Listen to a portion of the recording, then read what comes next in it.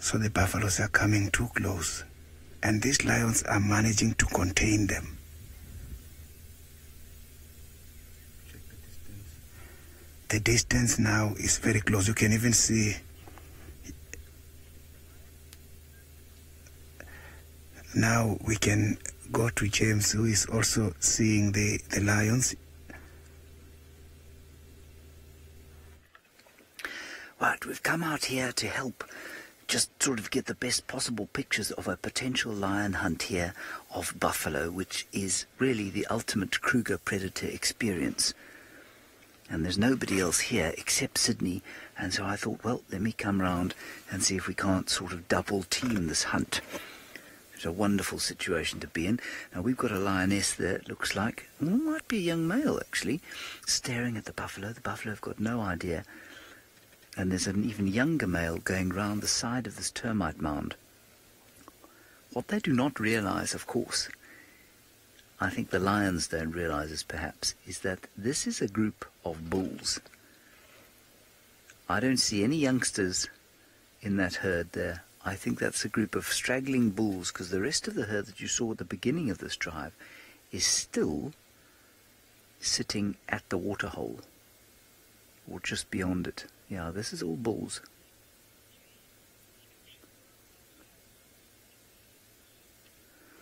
Alrighty, for those of you who were watching on social media, here we go, we have some tremendous action here.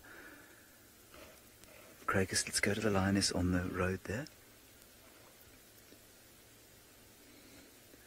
Sydney's going to get it. Oh, surely the buffalo must notice. How many lions are there? Sydney had about 4 or 5 lions earlier. He's got another view of them from where he's sitting. We're in the perfect position. They are now only about 25 meters apart from each other. 75 feet odd. The buffalo still are not reacting as though they've seen the lions. Some people will tell you that buffalo have poor eyesight. I'm not convinced that that's the case. He's going to step right onto the lioness now. Straight. Oh, look at this. Oh, hello. Look at this standoff.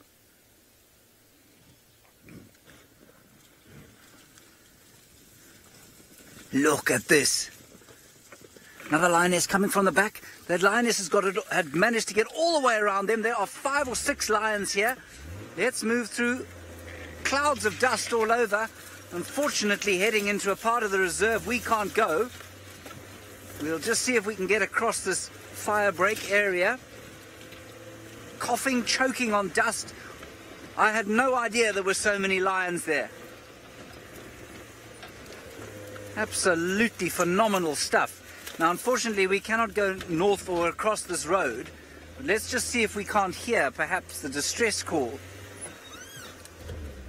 They went running in there.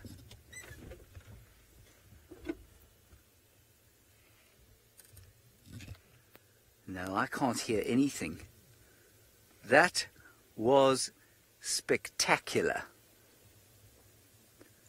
I think there were 8 lions there, chasing that herd of buffalo, that small herd, like I say, of bulls, and at least 4 of them had managed to get around the back of the buffalo. And, well, the ambush was set. It was perfectly executed, except that, of course, their courage failed them at the very last moment. Well, why wouldn't it? It's not unusual, of course, for big bull buffalo to toss lions into the air, and I suspect that the chasing ones just weren't fast enough to get onto them. Let's go a little bit further forward. There's Sydney in front of us. What a sighting. Are they behind us? I see that Sydney has possibly got another sighting. I think he's calling this Tingana. I think a leopard has just crossed the road behind us. This is tremendous. There's the lion. We'll wait for Sydney to go and see what he can find that side. There's another lioness. I don't think there is going to be any lion kill action here, I'm afraid.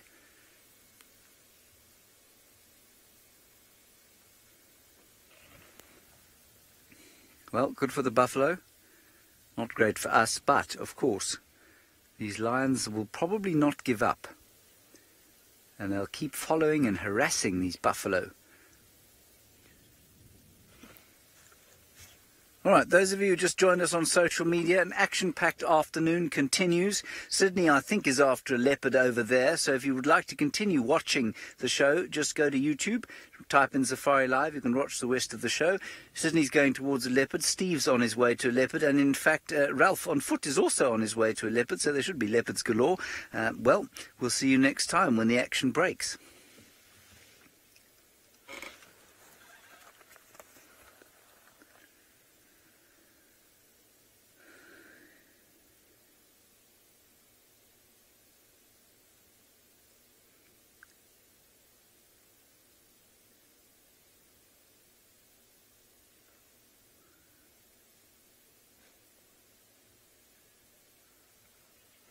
Alrighty, everybody. Sydney is having an unbelievable afternoon. He's now got the old Duke.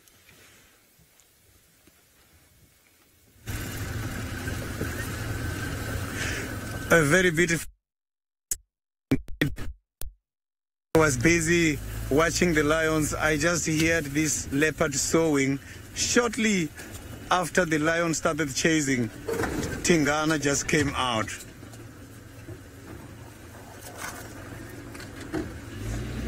So I'm just gonna try and go, try and find a space so that we can have a good sighting.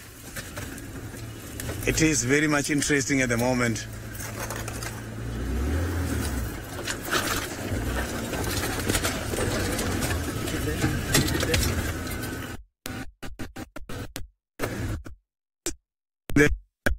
Demarcate his territory. What a lovely sighting. What a lovely afternoon.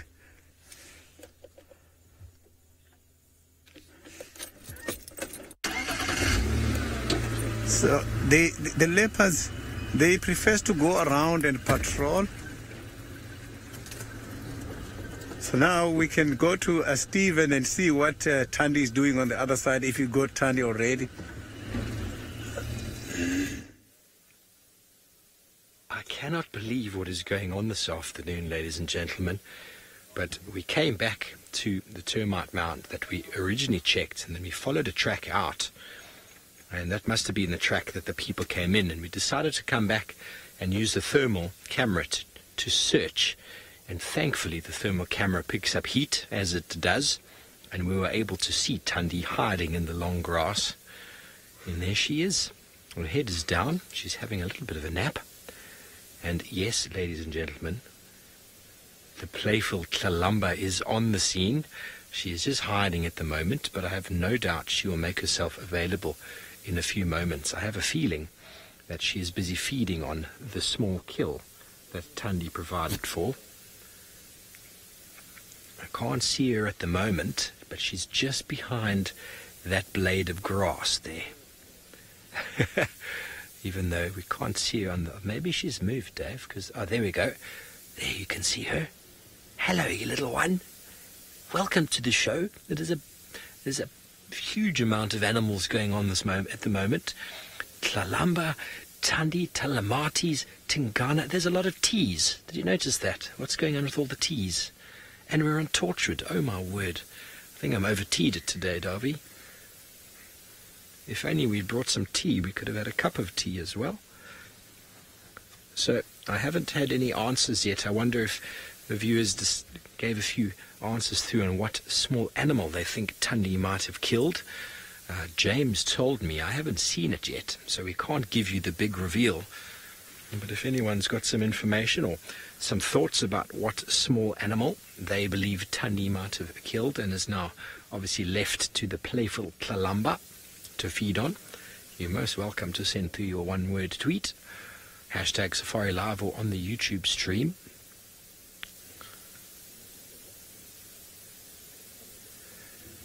You are all thrilled to see them. We are too. We weren't going to give up. We knew they were here somewhere. But you know, when you get a GPS pin off of a phone, there's always a little bit of room for error from distance. So there's no way we could have seen this from the road. which is what we thought we might have been able to, but when you drove off about 50 meters, came around a termite mound, used the thermal camera, and that is how we found her. If you want to have a little look at the thermal camera in a moment, Lou, you're most welcome to. Nice warm tundi, sitting in the afternoon. Her belly is a little bit bloated. She's eaten a little bit of something. She's not full.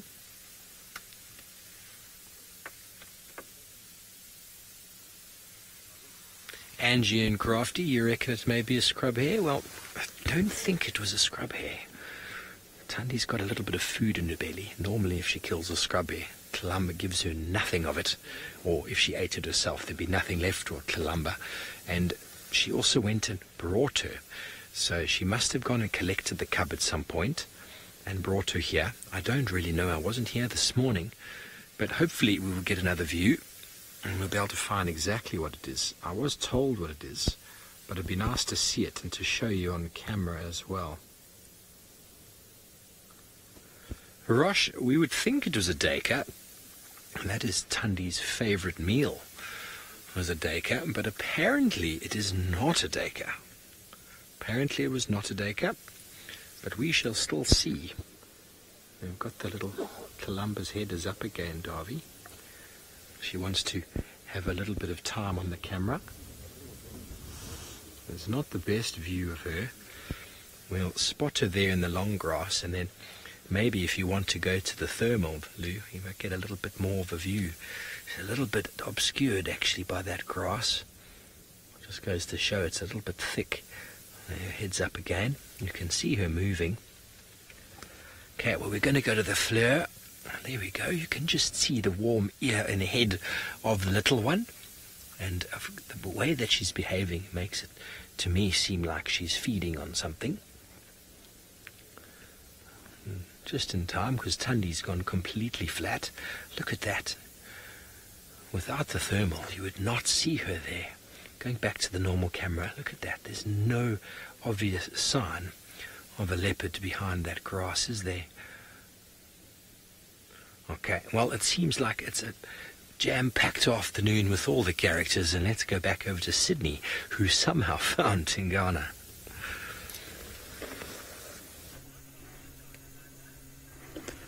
Yeah, it seems like Tingana is after something because he is walking, stopping, listening, and there's some warning calls as well given by some of the animals by the southern direction, which is where he's heading now. So I'm just going to try by all means and follow Tingana and see what he is up to. So let me just try and follow him and see what he's up to this afternoon. So this is quite very exciting, eh?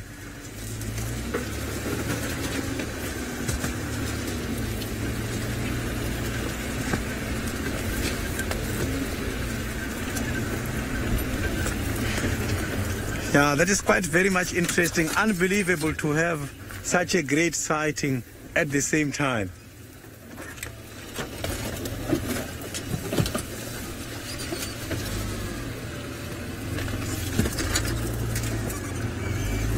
So I can see here where I'm going that there is quite a very big donga in front. So I just want to see if maybe that is where he is going.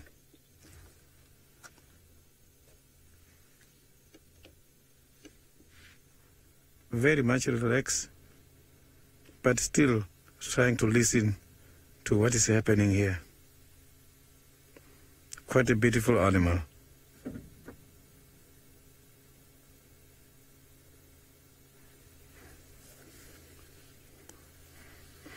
Very much beautiful. So now I will see what he's thinking. Every time he's moving the ears, I heard a little bit of noise earlier from the direction where he's trying to concentrate.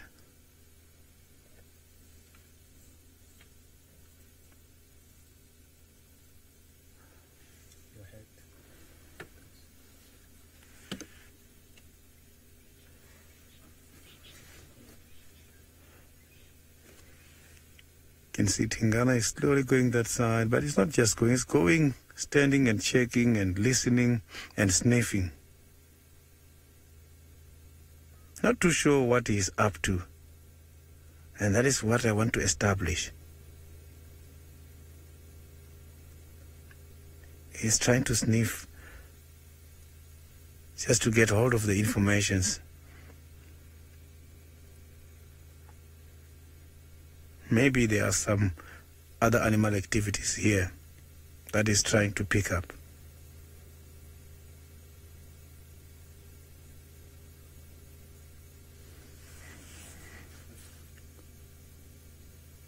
So there's quite a very big donga right ahead of Tingana.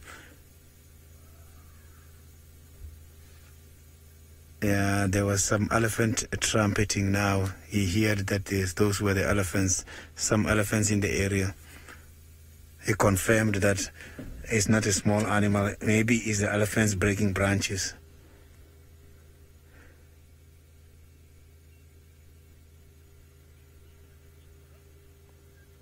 So now we can go to Ralph.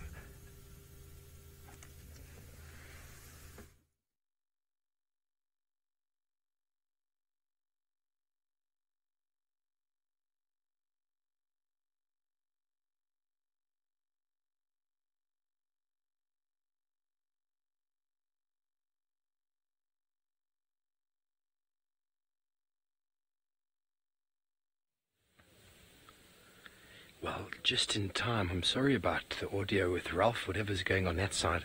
But don't worry, folks. Tlalamba is stalking up to her mother. Don't know which camera to look at, to be honest with you, Lou. It's really your choice at the moment. But I've got a feeling she's going to come up behind Thandi and jump on her. The spots disappear into the long grass. She's thinking about it. It's just behind a little bit of grass there, a little branch in the way. Okay, well, we're going to go to the thermal. There you can see her coming through the long grass.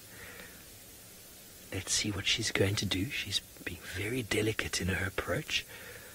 I have no doubt Mum will not have a clue that she's coming, because she's a very, very careful young lady, isn't she? She knows exactly where Mum is. She's going to come and stalk up on her and catch her from behind unaware. Very important lessons that she's going to learn. Even though there is some meat nearby, she still needs to know how to stalk Mum whenever she has the opportunity. We're back on the normal camera. Is she going to go, Davy? I wonder. You can see Thandi flat in the foreground. Not making the most interesting of targets to Tlalamba. But she's going to stalk a bit more. Here she comes, underneath that little bit of grass. Very delicate. We saw Savanah doing this yesterday. You can tell by the intention on the face, folks. The body language. You know, she knows Mum is there. This is the behavior that they do when they're stalking something. There's almost this anticipation on the face. The ears cocked forward. Very delicate movement of the feet.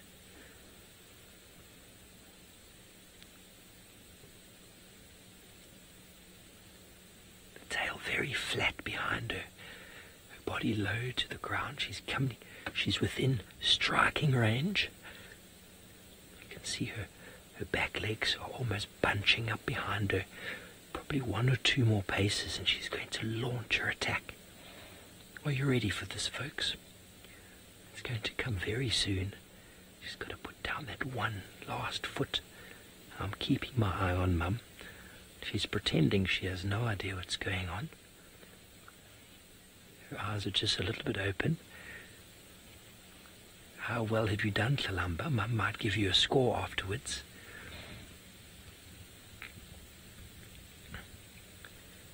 Jennifer, she is an only child. She's got no one else to play with, so she's constantly stalking her Mum, constantly playing. And Mum leaves her for some time every now and again when she leaves, so she makes the most of it. Oh, Tundi's finally spotted her. She finally heard her approaching. And you saw how she quickly got up, which goes to show that Tundi actually had no idea she was coming.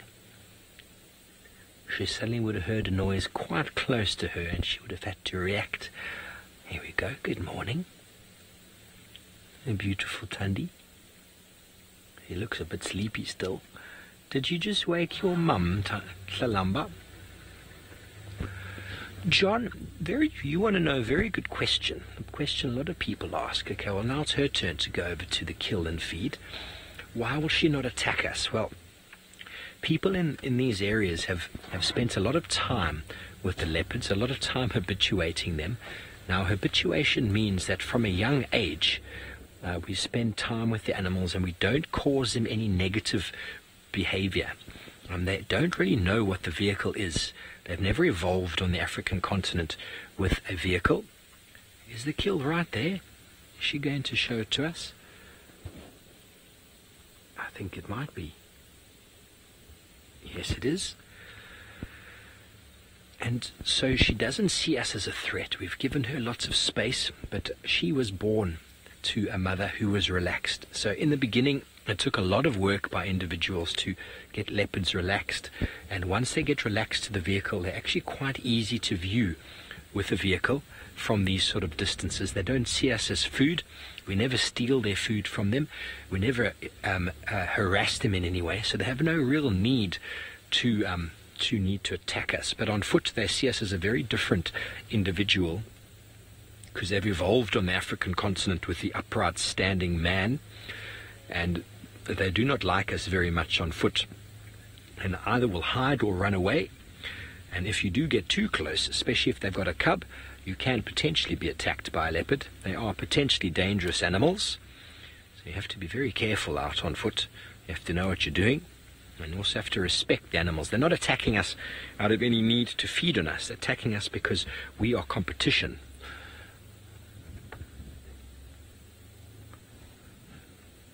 And Tundi is a very particular female. She quite often likes to show a bit of a funny face towards the camera. Yes, Karen, this mother-daughter duo is fantastic. Hopefully she's going to pull out her food there, though, so everybody can finally get the big reveal of what the animal she has caught is. You might hear the approach of another vehicle. We are being joined in the sighting. Lots of people wanting to come and see this beautiful, beautiful leopardess.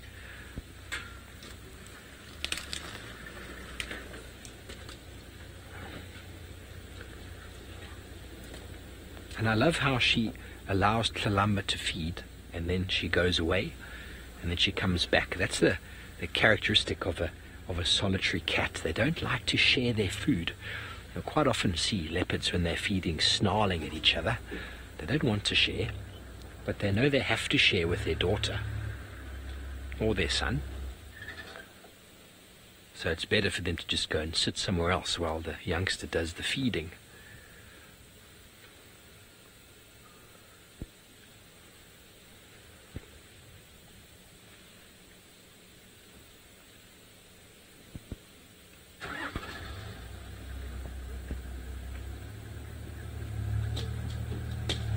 Okay, well, it seems like the afternoon is not going to let up at all, and Ralph is on foot with some giant animals.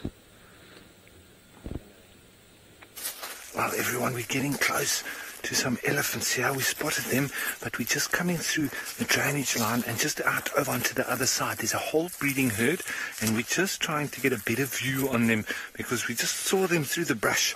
So now we're just coming onto the other side of the drainage line. They're off to our east, so that, well, with the drainage line in between us and them, they'll be nice and calm, and they won't feel threatened by us at all, and so we could hopefully get a nice view on them. Now, they're not far from us. They're probably about 100 meters at the most. So we just, as I say, just trying to find a good view through the thickets here from the opposite bank. But seems like it's a whole breeding herd. There's some little babies with them. So Hopefully we get to see them nice and clear here. And sorry for that little problem we had with the sound a minute ago. I was actually busy showing you some very fresh elephant dung. And there we can see one over there. I think we can just see his bottom. He's turning a little bit. You can see the ears flapping there. That's not the only one. There are a few of them around. And that one there. Wow, there's lots of trumpeting. There's a whole herd there. I wonder what that was all about. Some very deep rumbling as well. There's branches breaking all over the place. And that one obviously not moving very much. But there's a whole herd of them. So we will hopefully see them a bit better. That one seems to just be standing still. Just turned its head a bit, flapping its ears. There's a lot of them around. Wow, so it seems like it's been quite an exciting afternoon. So Seanak, you say it's great to see Ellies. Well, there comes another one. Absolutely Seanak, and it's even better seeing them on foot.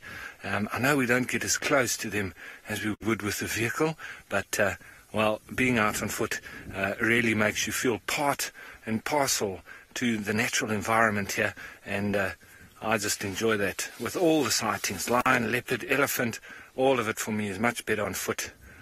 You're really in it. As you feel a little bit detached with the vehicle.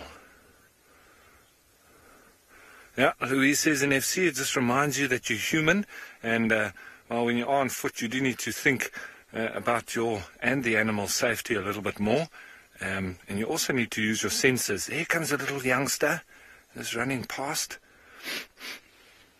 There's a bit of smoke in the air as well. I think there's been some more fire break or controlled burning going on as well. It's a little bit hazy in the sky here, and I can smell the smoke, so it's making for quite an interesting colour to the sky at the moment as well. And I wonder if it does make the elephants a little bit nervous when they start to get a bit of the smell of smoke, because obviously it can be quite dangerous for them if they get caught in that. So I'm just trying to get ahead a little bit here and just see if we can spot some of them in here. And speaking of spot, well, let's head you on over to some spotted ones.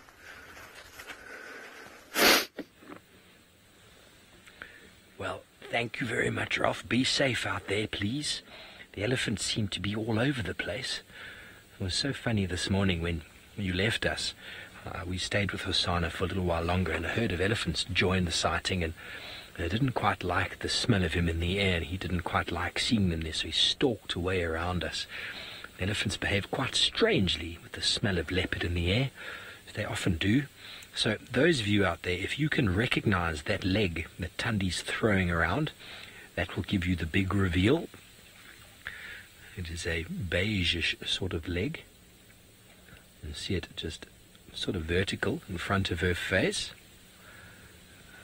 Lou, you have got it 100% on the nose.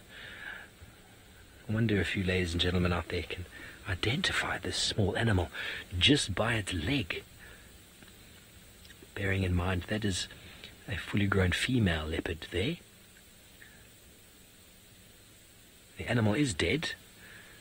We've known about this for many hours, so it is definitely dead. She's feeding on the inside, on the hindquarters. You can see that's one of the back legs. I think that actually might be a front leg, actually, looking at it now. Very hard, actually, to see. Oh, Puma, well done, Puma. You know your legs. Marvellous, indeed it is. Puma got it right. Anyone else? Throw one more stab out there as we watch her feeding. She is the superstar. I was talking about her this morning, how Hosanna has stolen the limelight from her this week. Well, she will not be undone. She will have a cameo appearance in the afternoon with Tlalamba and a kill. And it is indeed, ladies and gentlemen, if you got it right, it is a steenbok. Now, I have no idea if it's a male or female.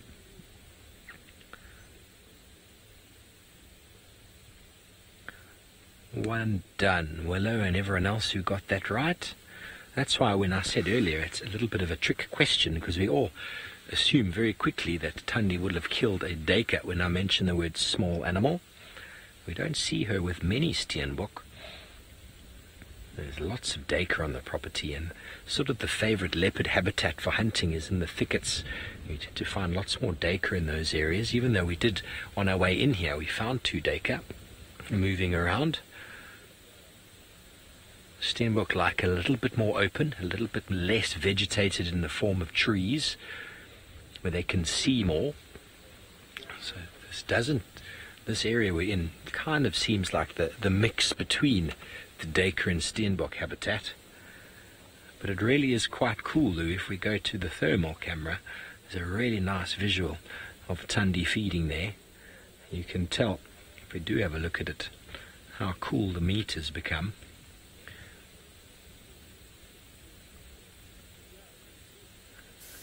There we go. She just drops a piece out of her mouth, and you can see it's all very warm. Very, very cool to see these images. You can see the tree behind her that's a little bit warm from the radiated sunlight from this afternoon that is facing west. And there is the warmth of the leopard with her lukewarm animal lying on the ground. It's very, very cool to see. And you can tell she's getting full because she's not lying on her tummy. It's quite uncomfortable to have a fullish belly while feeding.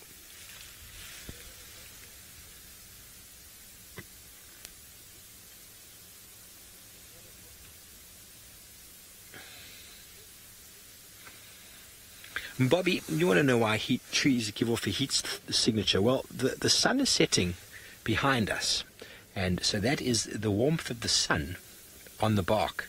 Ooh, that looks like a stomach. Did you see that? That was a big chunk of something. Let's go back to the normal and we'll zoom in and see what it is she's pulled out there.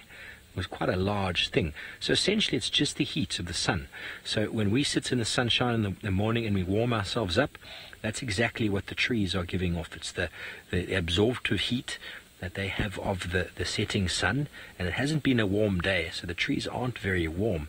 But I bet if we looked on the other side of that tree, you'd see it probably wouldn't be as sort of pink. It's just all about the heat, the angle of the sun, the direction it faces.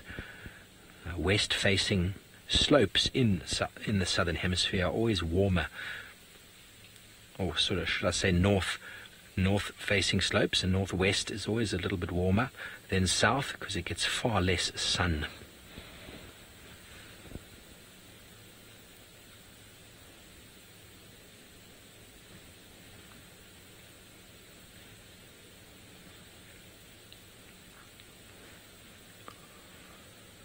And Peter Viper, that's a very good question. You want to know about Thandi hoisting. Well, I think, it's still early in the day. I think she made the kill quite early, so they're going to feed a bit, and there's no real concern for them of hyena coming in anytime soon, but she's probably going to move it in the next little while. It might even be now, and she's going to take it up a tree. I think that's the stomach that she just pulled out now, so the scent that starts being given off once the stomach gets broken is quite something, even to the human nose. So no doubt in the next little while, as it starts getting later, she'll definitely hoist that kill. We've seen Tlalamba up trees feeding now, so I don't think she's not doing it deliberately for her youngster, but directly where she is, there's not a tall tree. The tallest tree is probably about 50 to 60 yards to my right-hand side. You see, it's very small shrub over here. The one in the foreground you can see now is not a suitable tree for a leopard to be climbing, but 50 to 60 yards she could be able to drag, and so I'm sure she will in the next little while. They've both had a nice feed on the floor. She's busy plucking the fur, and she will definitely move the kill somewhere. Now it'll be a little bit lighter, save her a little bit of energy.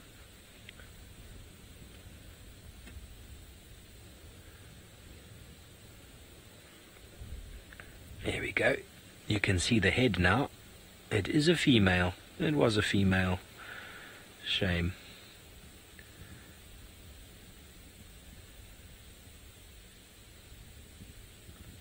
You see how deliberately she plucks the fur using her incisors.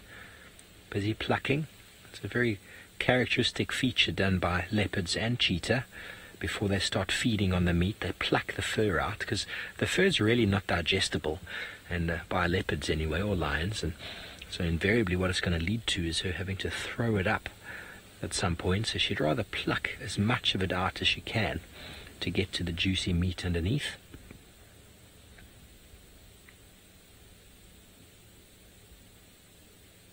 And she's looking like she wants to eat some neck now. Now she's using her incisors to do a little bit of cutting.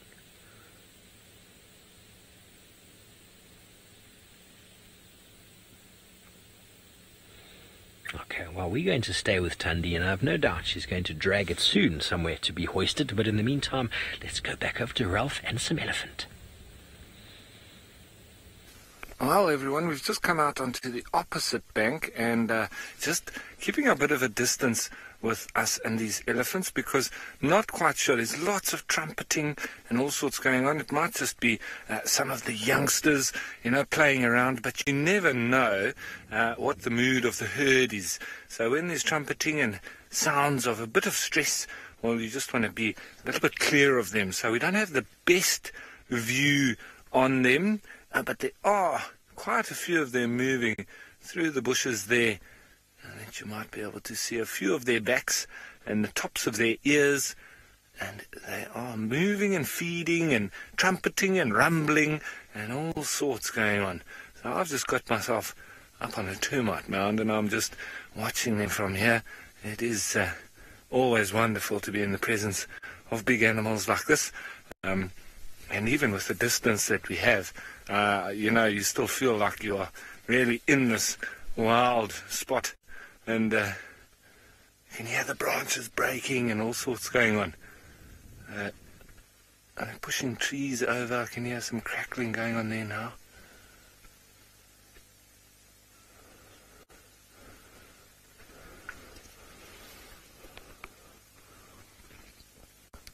Now, Minamu, elephants can misbehave towards humans for a number of different reasons. Because they're such intelligent animals, sometimes it can just be because they're in a bad mood on the day. It can be because you get too close when they've got babies or they've had an accident, or that, there's the mood of the group can be because of one of those reasons. I see there's a couple of little calves with the mother now. It can be because somebody before you has been rude to the elephants, and I mean that from a human perspective. So you never know what the... there's another trumpet. I don't know if you heard that. So I don't know what... you never know what the elephants have experienced with humans before you arrive. So that's why sometimes a breeding herd you need to be careful of, especially when there's little babies around, and especially if they've had altercations with humans before.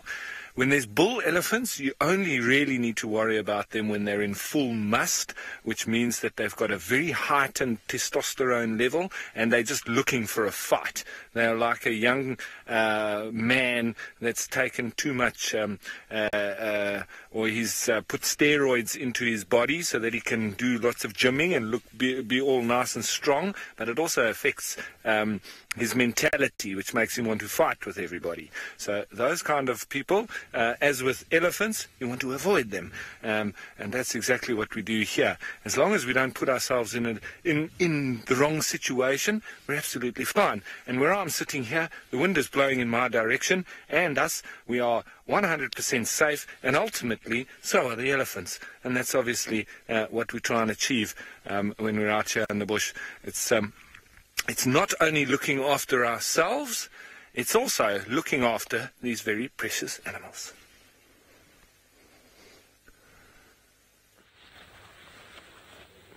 Very well said, Ralph. Very well said. We have moved a little bit further forward to get a better view of the mischievous and playful little Kalamba. He's not looking so little anymore. Ah, what a marvellous little yawn that was. Excuse me. There you can see her enormous ears. They are really big ears. She's going to grow into them, I wonder. Tumba hasn't yet grown into his ears.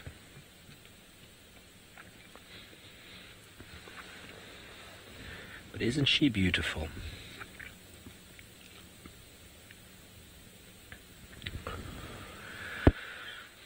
I don't really know more about the Tumba and Anderson interaction that you viewers maybe saw the day before. All I know is I saw that picture Tristan showed me of Anderson male missing an eye and Tumba in the tree above him. So how that played out is very hard to know. I'm pretty sure. Okay, well, it seems like Tumba managed to escape. And I don't know where he is now. Maybe he's going to come back for a reunion, like his cousin, Savanah. Come back and play around Juma for a little while. That would be wonderful. There we go, little Kalamba. You're learning how to clean yourself beautifully.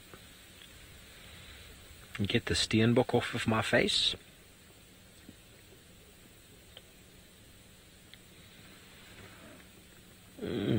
Lots of yawns happening. And it's time to move soon, I think, little one. Going to go and play with Mum.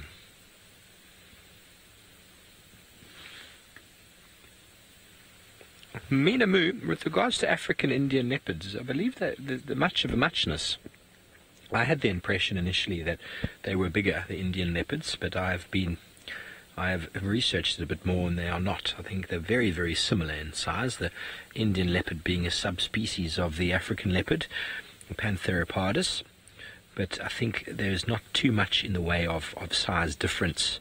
Obviously, there's probably some genetic differences amongst them. For example, in South Africa, you get Pantheropardus up here in the Lowveld, which is these leopards that we see. But then you also get the Cape leopard, which is actually the same species, but yet they are far smaller. And that's got a lot to do with the food that they eat. Being a smaller leopard down there has benefited them, so nature has kind of selected for the smaller gene down there, whereas up here you need to be a little bit bigger to sort of fit into the food chain up here, and being too small would have competed more with the caracal and the serval, I would say. So they kind of fit in that niche just above, but yet the same species. There we go. Did you get something caught in the claws?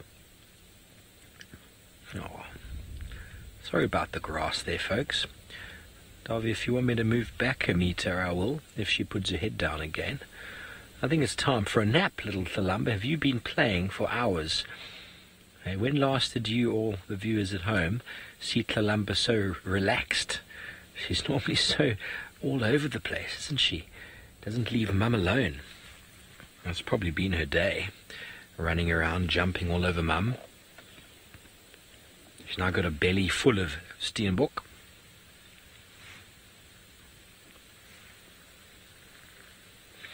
Carrie, I think that's a very good question. I think the antelope have got a different smell.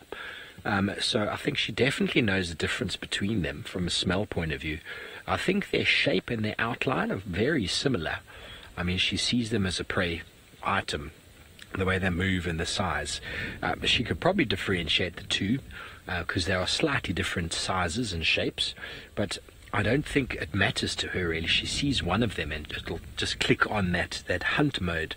It's all about search image in the African wilderness. They're not really seeing depth, they're not seeing 3 dimensions, they're seeing an image. And that is why the strategies of Dacre and Steenbok work so well for them in their defense, is if they stand very still, they're not seen, but it's when they're moving around that their position is given away. And that's when the leopards go into stalk and hunt mode. And any small antelope, any small moving animal really of a particular size would encourage a leopard, or would grab a leopard's interest. Excuse me. So, but she seems to have a lot of Dacre, but that is probably just got a lot to do with the area that she frequents. And having little Kalamba near her, it is quite safe to be within drainage lines and sort of river areas where there's some tall trees to climb up and lots of bush to sort of shelter in. And now that Talamba is getting a little bit bigger, she's able to range a little bit further out into sort of a little bit more open bush without as many tall trees, sort of on the slopes of the ridges rather than down in just the valleys, where we seem to have spent a lot of time with her. And those are the two sort of primary areas. The Dacre-like, the very thick vegetation at the bottom, although they do move out a little bit, but the Steenbok-like, a much more open terrain with clumps of bushes rather than thickets. There's the primary sort of habitat change, although there seems to be an enormous overlap here in the Sabi Sands, but far more Dacre than there are Steenbok, although you do see lots of sign of Steenbok when on foot, or their little latrines that they cover. So I don't know, if we had to put one of each down in front of her, who would she choose? Well, by the statistics we've seen, well, I've seen personally, Dacre would be the number one on the menu for her. But I don't think she would really have too much of a say. She would go for both. She would like both a battery at the same time, and in that way she'd be able to suitably feed the Duke on his wanderings, because it seems like Sydney might have lost him.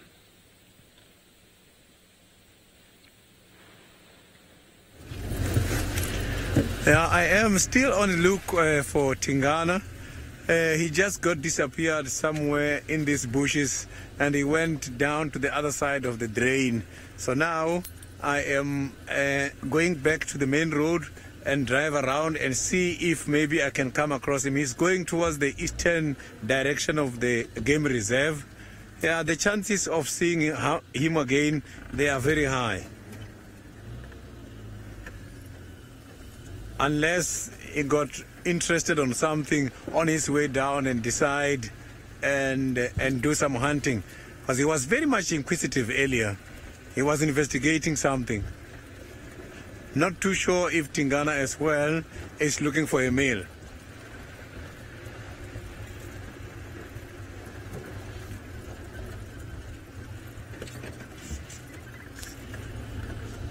So I can see here where I've been driving, there was quite a lot of folk-tailed drongos. They were trying to use me to catch insects as I'm driving.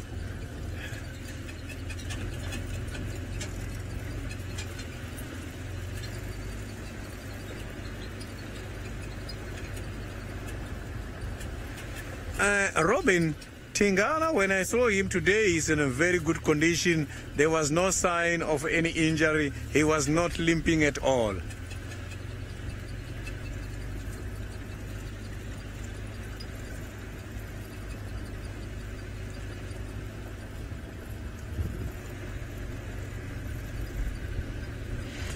So I'm just going to join the Mvubu Road. He's going to come out somewhere between Mvubu Road and this road I'm driving on now. Mvubu Road is one of the roads in the middle of the game reserve.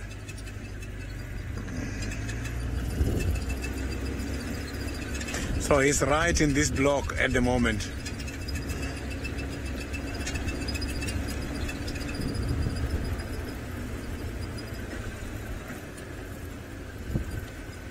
So now we can now go to Steve with Thandi and Talamba on the other side. Well, there they are. There is the daughter of the Duke. She's stopped grooming herself now. Thandi is not very well in the open at the moment, but she's still feeding. Hasn't decided to do anything about that Steenbok kill just yet. It wasn't even too clear how much was left, but we do know that she does have an enjoyment for the face. We've seen her eat the cheeks before. There we go. You can't really see her there. This is what Dave and I were doing earlier. I'm trying to find her, scanning with the camera, scanning with the thermal. And you can just see her there, just behind the bushes.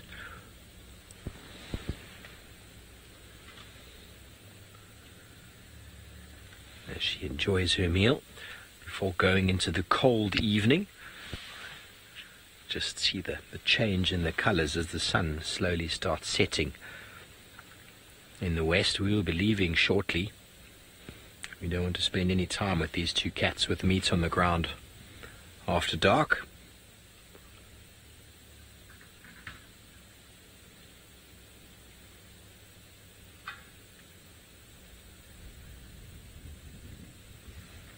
Hello, John. It's debatable what parts are eaten first, but quite often you will see leopards and cheetah. Oh, hang on, up you get. Look at the warm spot. Sorry, I'm looking at two screens. Yeah, she left a very nice warm spot there when she got up. John, you often see leopard and cheetah feeding on either the rump first or opening sort of the stomach and eating the internal organs. Not necessarily the stomach, but the internal organs first. Now, it really is an animal-specific sort of thing, or an individual-specific thing. And I often see them eating the rump first, but then I have seen also animals starting inside the belly. I don't know what drives them either day, what is on the menu. Okay. No problem, Lou.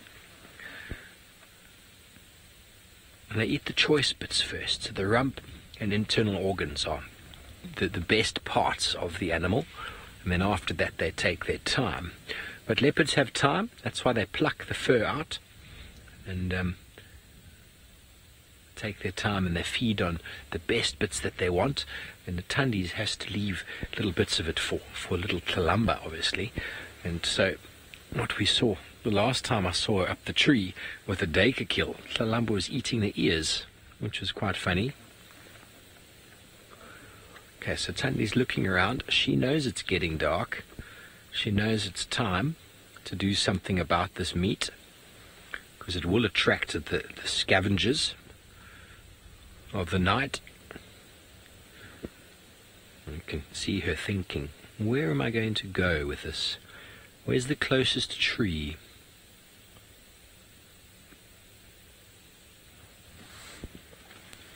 That's a good question, Lauren. Very good question. I haven't spent much time with young leopards on their own, in my experience. So I don't know. That must be probably about between 13 and 15 months, somewhere around there. But I've no doubt that they kill earlier than that. I just haven't seen it. They will kill lizards and small birds and whatever little things that jump around on them. But I haven't spent too much time with youngsters since being here in Djuma. I haven't seen Kalamba make a kill yet. I've no doubt while Mum's away she does all sorts of naughty stuff. It's all part and parcel of learning and practicing for the real world. But yeah, from about a year they're able to catch all sorts of things, nothing really big. But before that it's all trial and error. And even when they catch it, they don't really know what to do with it. That killer instinct is something they have to practice. They instinctively know how to catch things, but how to kill it.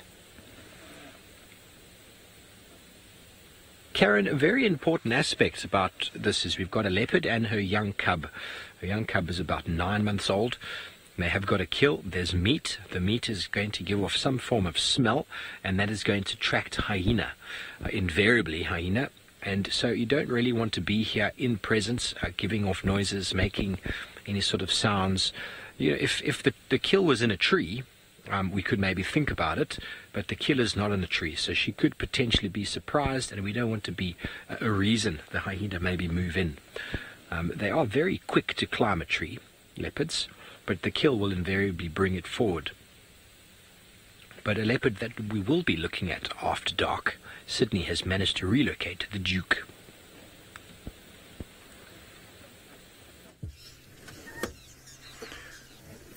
I managed to relocate Tingana. He is just a waterhole now. I can see he's now moving towards that. Look at Tingana demarcating his territory. Beautiful. This is how the cats leave behind the information about their presence in the area.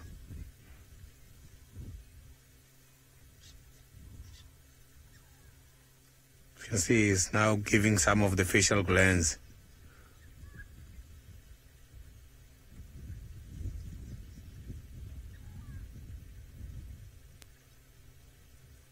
Beautiful. It was never easy to get hold of Tingana again. It's just that I was not aware he was heading to the waterhole.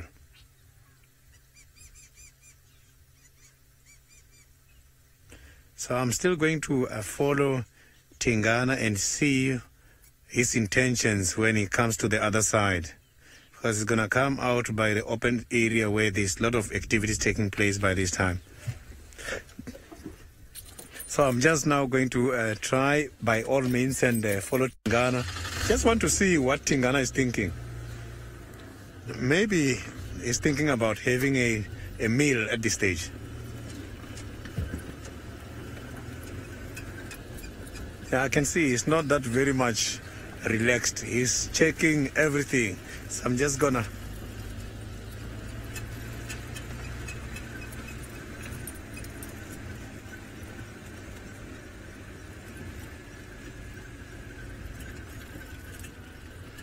Paul Cat Mama, I didn't get your question very nicely. FC, if you can just refresh that question again.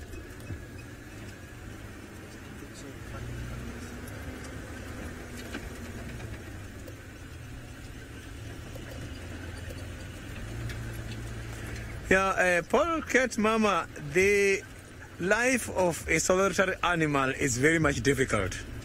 And it's not easy for them to take down the prey, because when they are working as a team, it becomes much easier. But for a male alone, it's very much difficult. The disadvantage is not difficult. It is very difficult to hunt alone.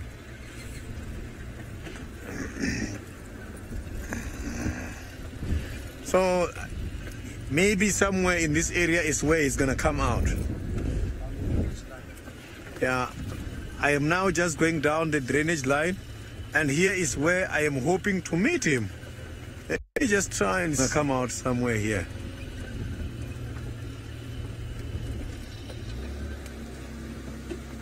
Let me just try and check here. No, he was walking very much slow, so he might come out somewhere here. Yeah, I can see that there is some movement between these bushes here. Let me just try and check if this movement are the movement for a Tingana. I saw some. Oh yes, there's Tingana. Now he's coming out. I can see him there. So I'm just gonna try and reverse and see what he's trying to look at. Maybe he's also up to something.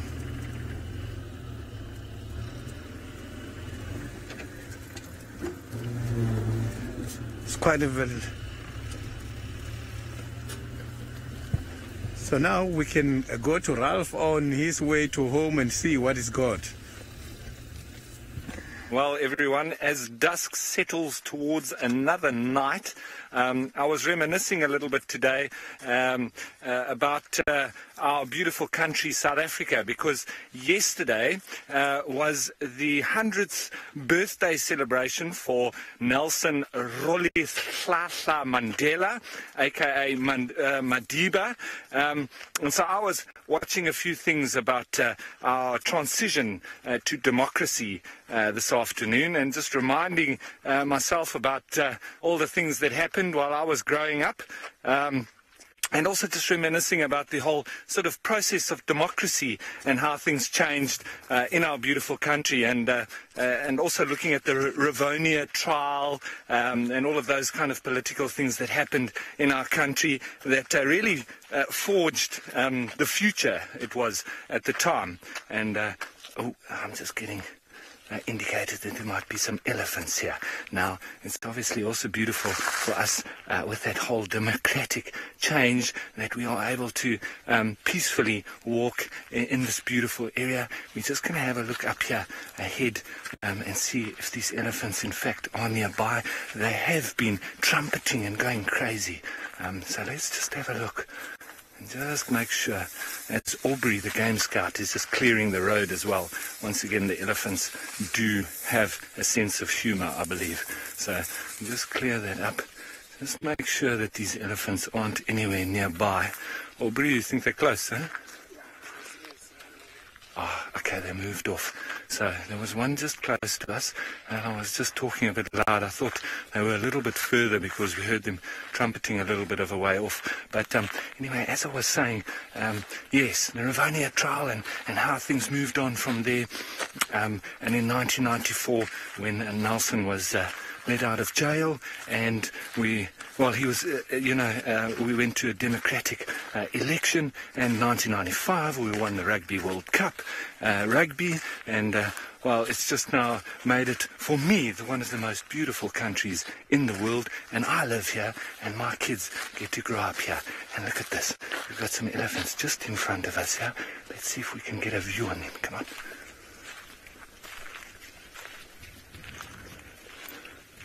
Just on the road in front of us.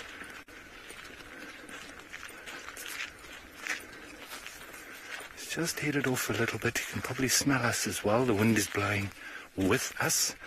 So there he is. He's a little bit nervous, but he's headed off. You see that? It's incredible sometimes how such big animals, not only giraffe can be quite scared of us, even the elephants. There's one a bit further up along the road there. He's making himself now a little bit more visible. There was a youngster that was just here, close to us. But what an amazing place to live, huh? South Africa. Where else can you go out on foot and witness elephants? Africa, I love you so much. Nkosi sikeleli, i-Afrika.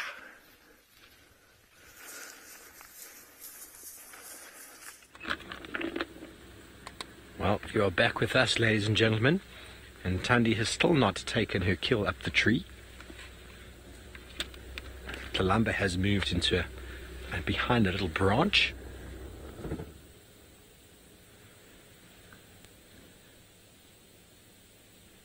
And she's having a look in the distance. A herd of zebra started moving in this direction. I don't think she's any threat to them, or they to her.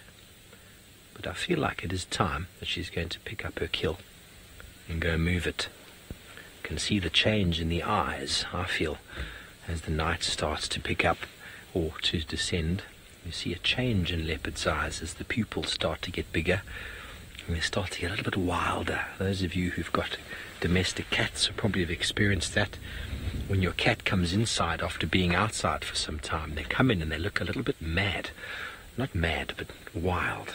I always used to love that with my cat. It took a little while to calm down.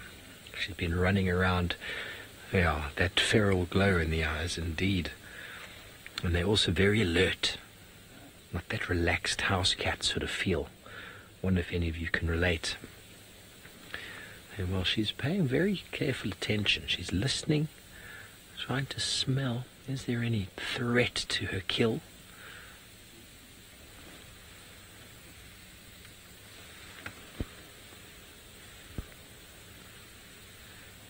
That look I'm talking about. She's having a look at the zebra that we can't see, we can just hear them.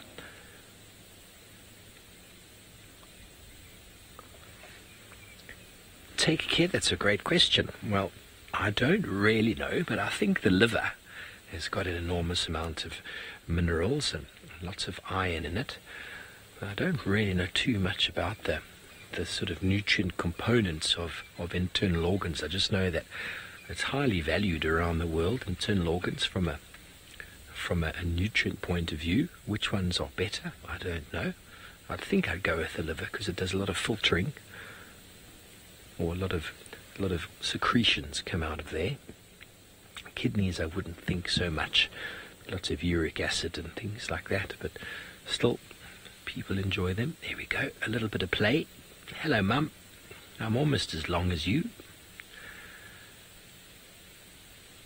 It's Talamba's turn. They've just done a tag team session. She's gone and said, okay, child, your turn to feed.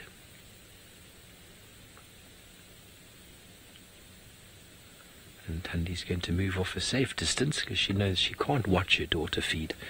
She can't manage it. She wants to get involved behind the only shrub in the way. Tlalamba's turn on the steenbok. Very cool. Look how cute she is. She's beautiful. She's like, Mum, you didn't leave me much. See that surprised look she's getting.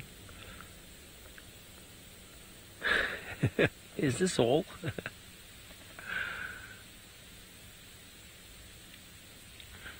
Now she's looking for anything that might have fallen out. Maybe she's got a particular favourite part she thought would be there when she came back. That's where it was originally.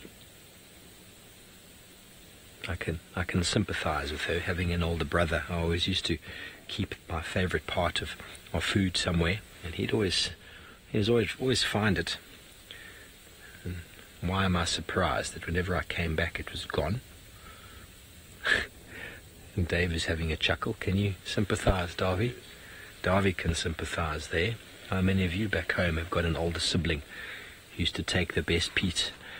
I always used to keep my favourite piece of food on the plate as well, just on the side, you know, that's the last mouthful, and he would just squirrel that down. I love my brother and give him a hard time.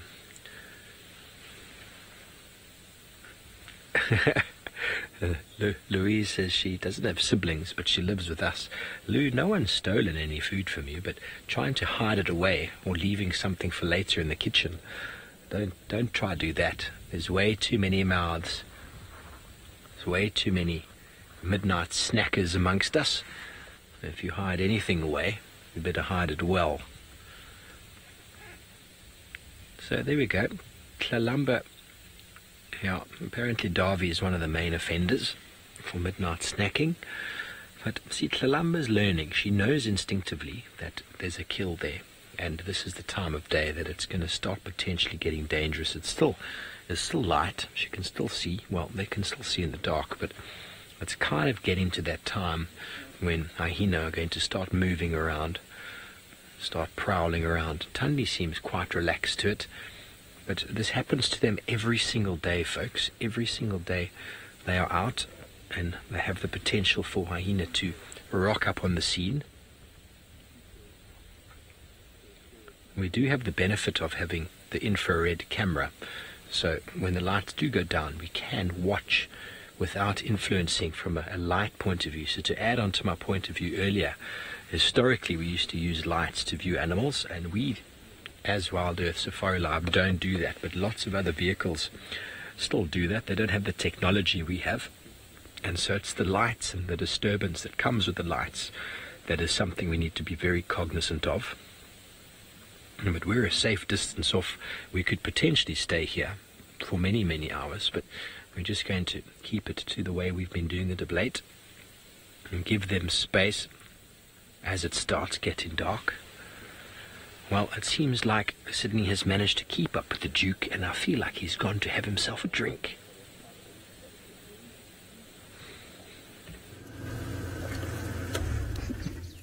Yeah.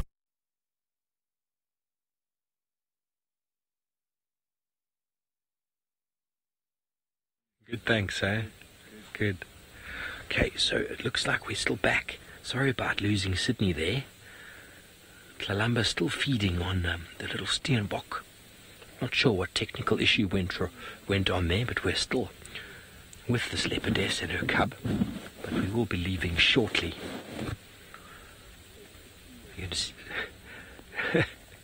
We're having a few technical issues today, unfortunately, but thankfully we're in Torchwood and we're able to get all of these beautiful shots for you. Last couple times I've been through here wasn't so successful, but today seems to be working very well. Thanks, Conrad, for your hard work and the tech team there. So that Tlalumba's using her carnassial shear, the side of her mouth, the very sharp teeth that define a carnivore, to cut through the bone or the sinew and the flesh. Okay, well, it seems like Sydney has managed to iron out his gremlins, so let's go back over to the Duke.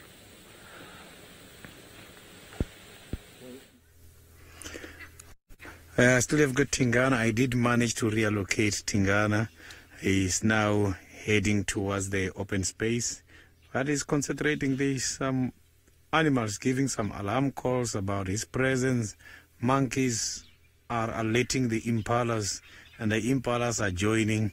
It's just noisy everywhere. You can see he stops there now to try and check the impalas. They're just making noise everywhere. My apologies for the poll.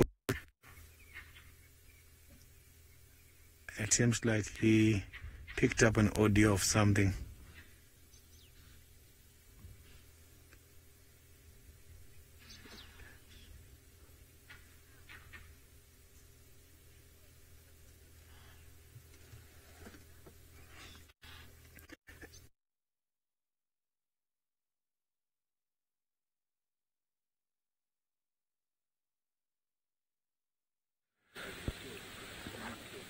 Okay, I'm sorry about that, folks. There seem to be technical errors happening, but don't worry. We're about to leave. We're about to start the engine as we started, but everything's still fine. It's still light enough. We've given her lots of space. There's no lights on, so from a sensitivity point of view, we're doing everything right.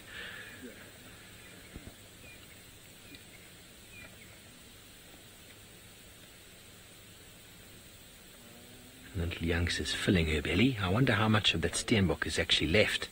Didn't see too much, did you, Davy? First time I saw Thandi and Tlalamba with a steenbok was back in February. I think it was February, maybe it was March. But she was a lot smaller then. It took them a few days to finish. I think she's increased her appetite quite some bit. And she's going to be matching her mum for meals very soon. That's one of the biggest reasons why leopards end up kicking their cubs out. They start eating too much, the demand for food gets too high, and if they're a male, they just start getting a little bit too feisty around the feeding site. You can see how Thandi's already segregating herself from Tlalamba while they feed. As I said earlier, they don't like to share. It's part of the competitive edge that keeps leopards on their toes.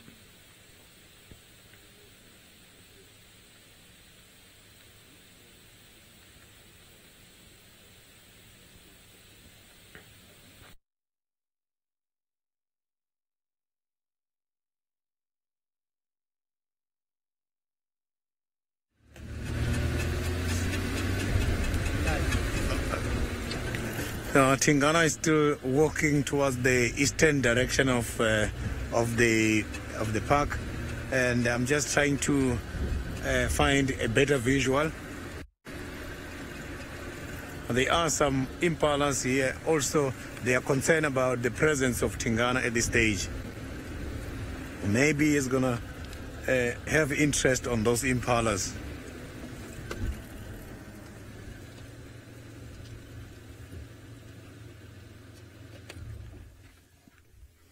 So maybe he's going to have interest on those impalas. He's just looking at them now.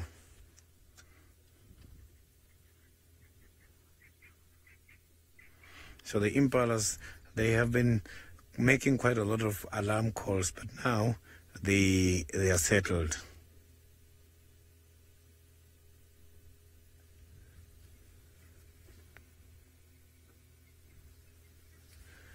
You can see the tail is moving a little bit. So that tail has got quite a lot to tell.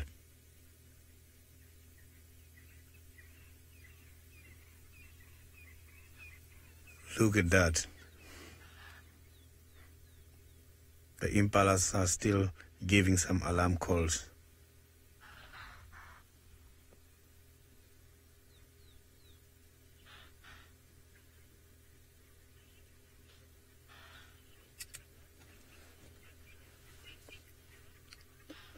So the leopards, they just show that this is the leopard, but they cannot be able to see that pose very well because that is quite a very nice design, which is good for him to hide and to hunt. So to see him clearly, they cannot see him clearly. They know there is a predator here because they have been alert by... Listen to that. Beautiful, isn't it? That is when he's sowing. So you can see that he doesn't have much interest on these impalas, as now he's even starting to make some noise, loud noise. So now the impalas are sure. He just confirmed his presence now.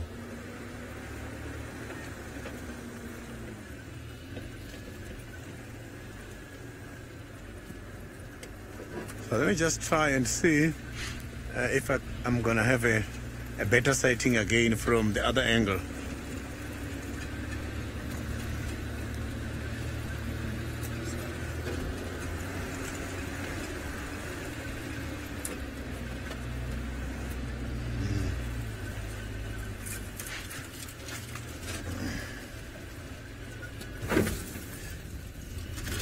Maybe we're going to have a good sighting from this angle now.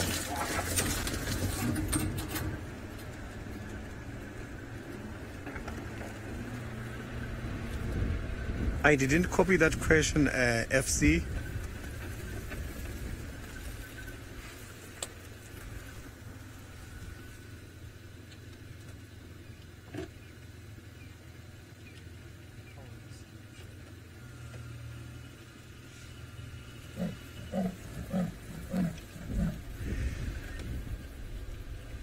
There is quite a big difference between sowing and other calls.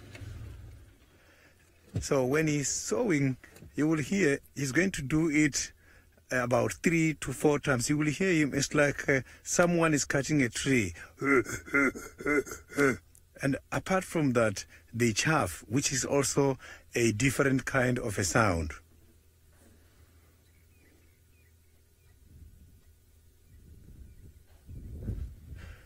Not too sure what Tingana is up to this afternoon.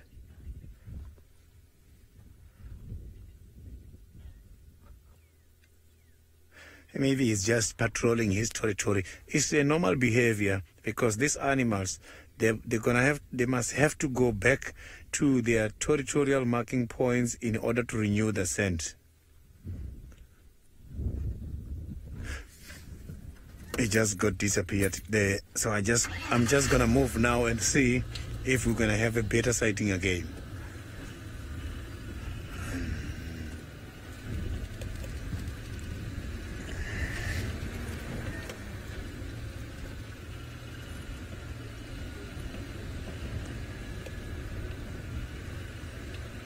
Yeah, Tingana has just got disappeared in one of the dongas here. Maybe he's gonna come out.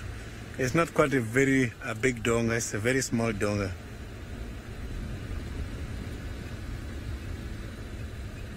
There's no other animals around here. It's only him.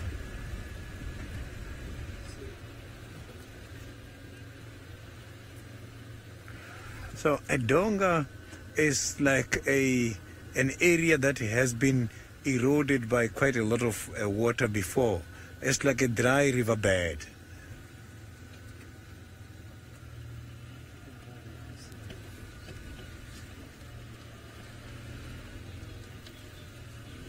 Some of the birds have just started giving some calls now. Maybe he is walking towards the bushes. Oh yeah! Now I managed to pick up.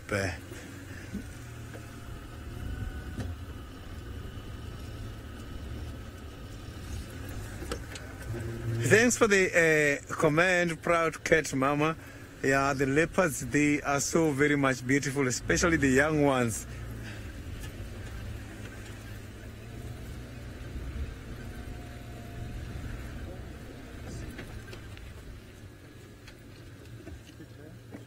Yeah, I can see now the Tingana is right here, but it's just walking and stopping and sowing, so it's difficult to tell his intentions at this stage.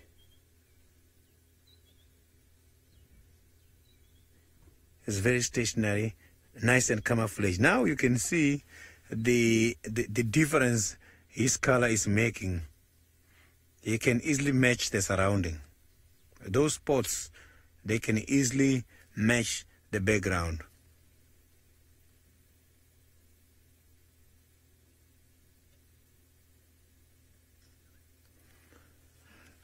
You can see when he's walking as well, it's not easy to notice him by these dry grasses, especially now during the dry season when the vegetation, the leaves is more brown and dry and red and silver. It camouflages the animals.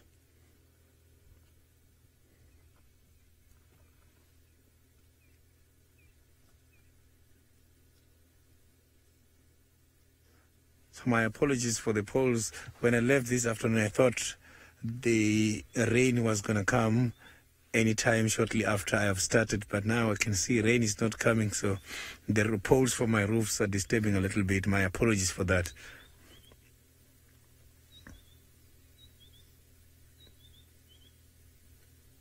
Beautiful.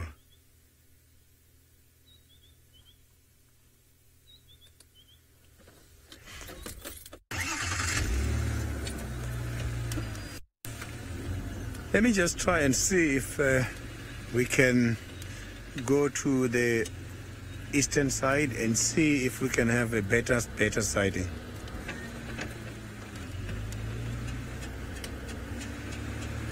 He's not even preferring to walk on the road. You can see he is interested to walk on the pathways.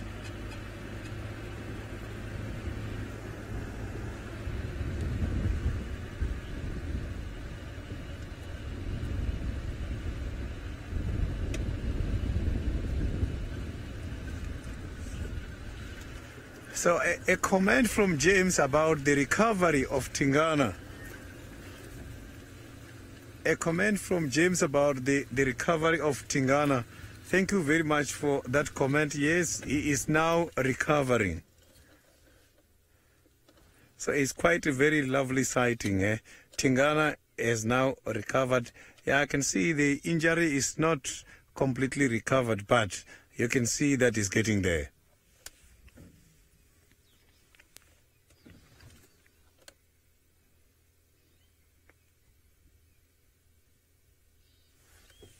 So now Tingana is trying to avoid me by all means. He's now heading towards the bushes again, where there is a dry riverbed.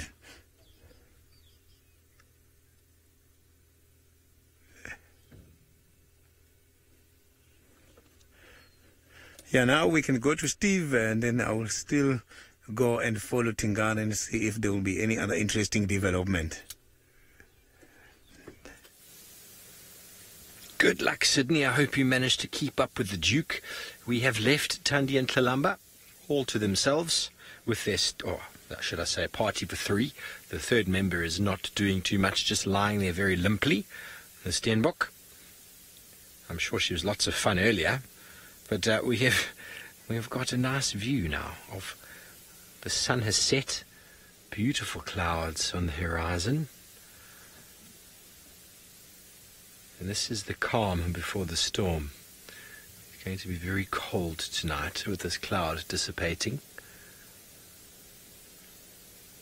But I don't mind. When it's beautiful like this, it can be as cold as it needs to be. This morning was lovely. I didn't have nearly as many layers as I needed to. Beautiful oranges. Some moments to contemplate your day.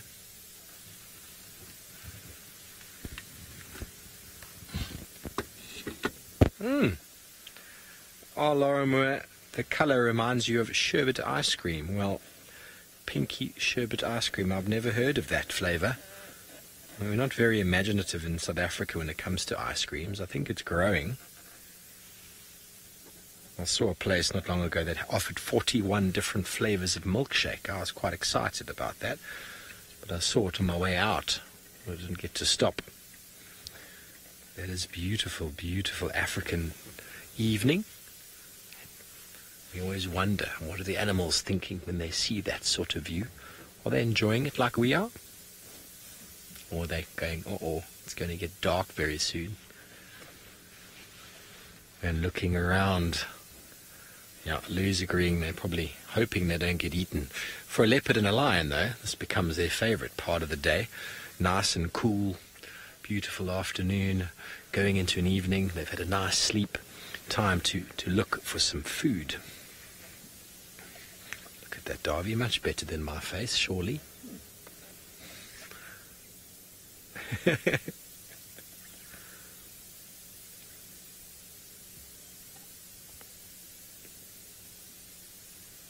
Peter Viper, what a fantastic question. You want to know what 3 best lessons we can learn from animals? Well, number 1 is definitely to live in the moment.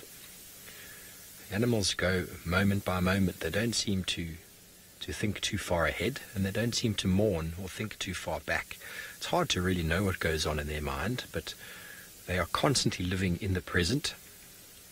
How many times do you find yourself getting preoccupied with the TV or with a task or with your cell phone and completely forgetting what's going on around you?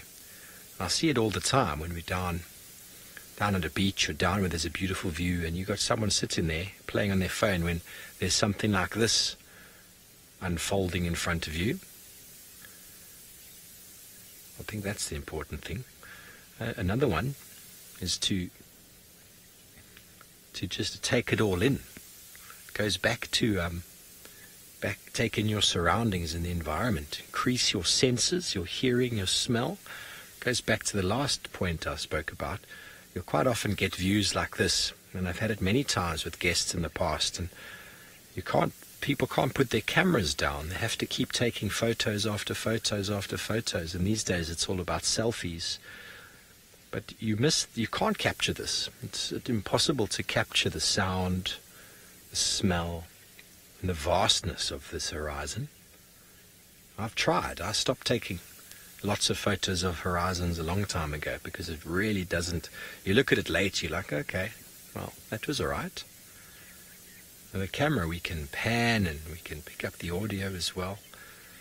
We can bring you this all the way back home. So I think those are 2 very important lessons. I'm trying to think of a third one, Peter Viper.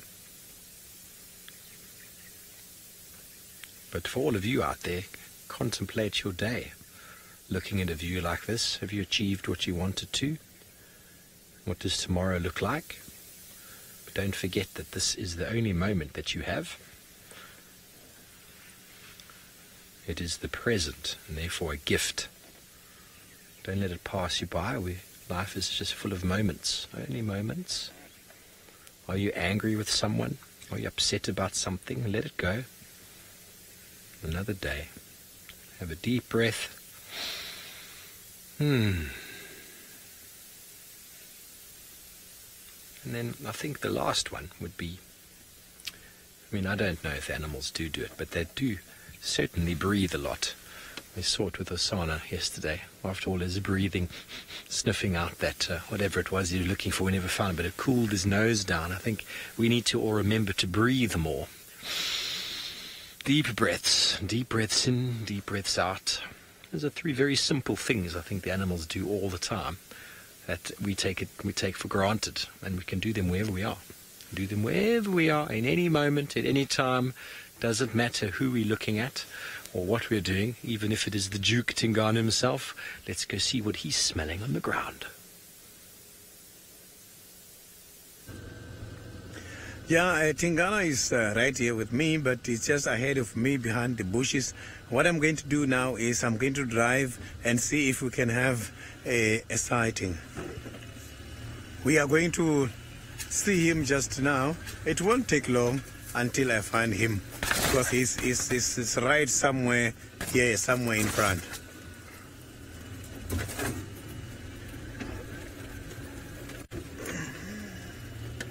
So I'm now just entering the drainage.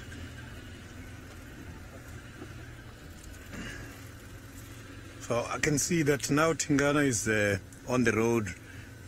You can see he's right walking in front of me. Still very relaxed, and it has been quite a very long distance. I think I might have been following him for the past couple of kilometers. So I've been following him for the couple of kilometers now. So, but still he's heading towards Twins Dam, that area. Maybe he's got some other plans going to take place in that area.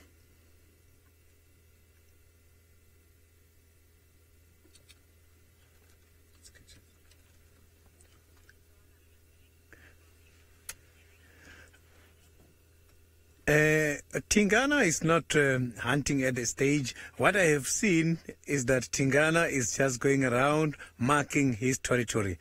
It's normal. He's just patrolling and try to renew the scent. Remember, animals, they communicate, make use of different ways, and one of them is scent markings. He's just trying to alert all the other males in the area that this is still his area and it belongs to him. Let me just try and follow him so that I don't lose him.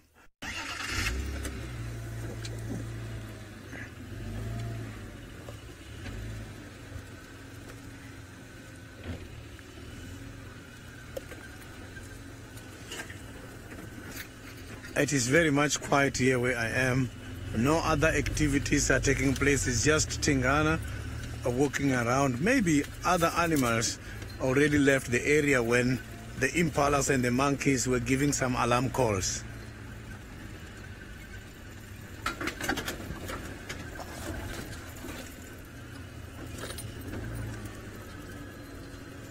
Now Tingana is camouflaged somewhere here in the area.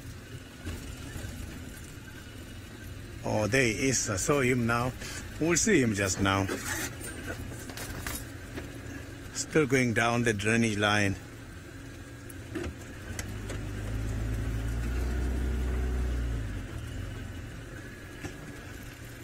So I saw him just now, but now I can't see him anymore. But he's somewhere here.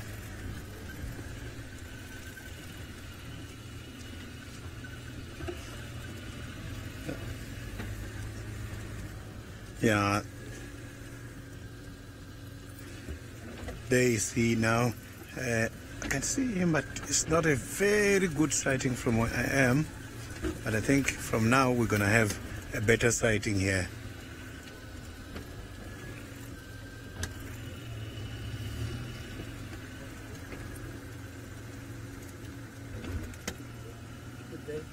So here I'm going to have to show you how beautiful Tingana is.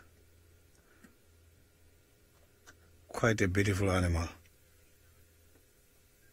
It's trying to pay attention to something.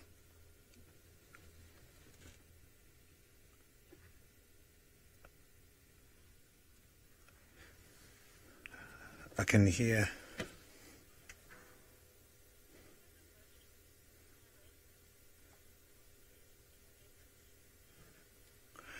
I didn't get the question from Philip very nicely. If you can bring back that question.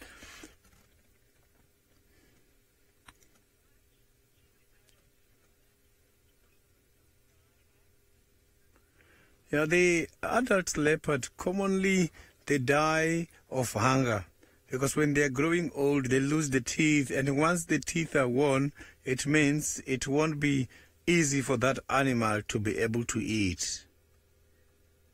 So that is what kills the leopards the most. They don't have quite a lot of enemies.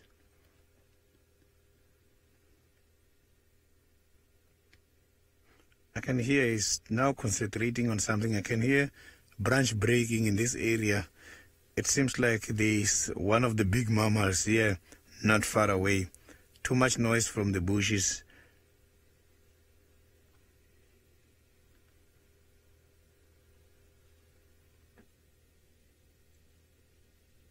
Yeah, there's a lot of noise coming from.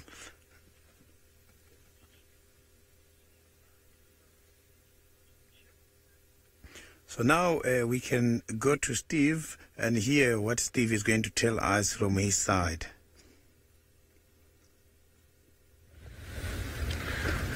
Well, I'm just going to be heading on back home. It's been a marvellous afternoon. We've really enjoyed ourselves. Bumper to bumper with animals from every side.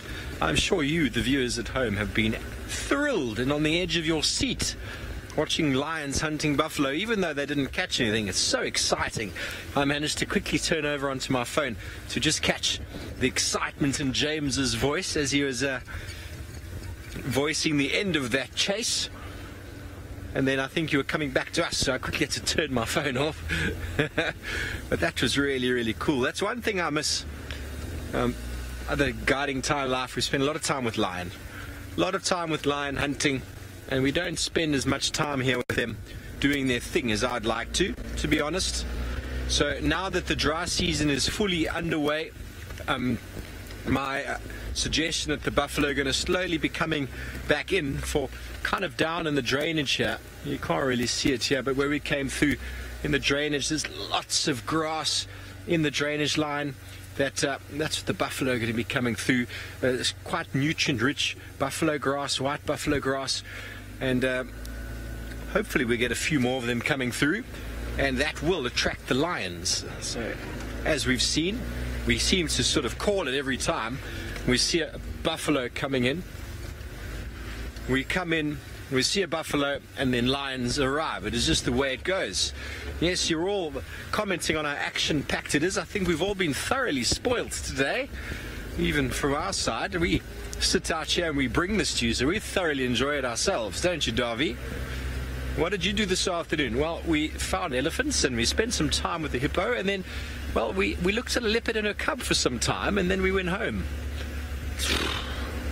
Terrible.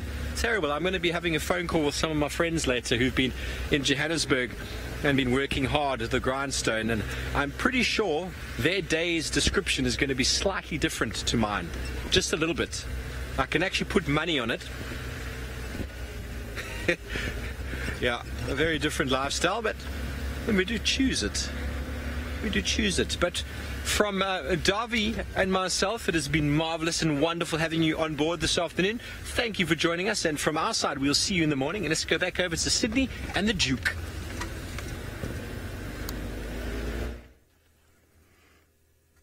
Tingana is very much relaxed at the moment, but I can see that where he is surrounded by a lot of big animals. The branches are just breaking everywhere. It seems like we have got some elephants here.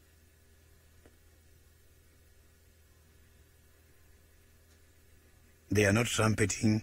All they are doing is just breaking branches. Look at those eyes. These animals can see very well, and those whiskers. They use those whiskers in order to judge the space in between the trees. You can see now it's moving away in order to give these elephants chance, because it seems like the elephants are coming his direction.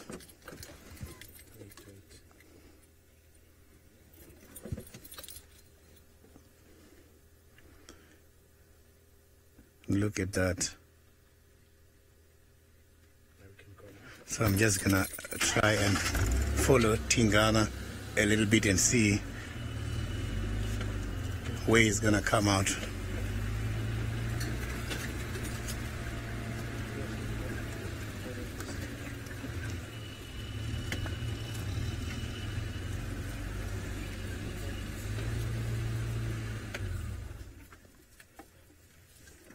So you can see now Tingana is now going down. It's right now on the drainage line. Tingana made my day today. I love leopards.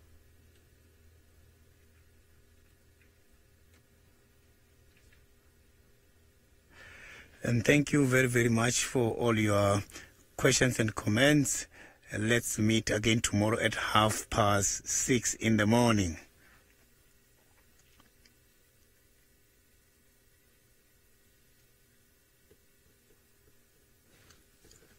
Still walking, Tingana.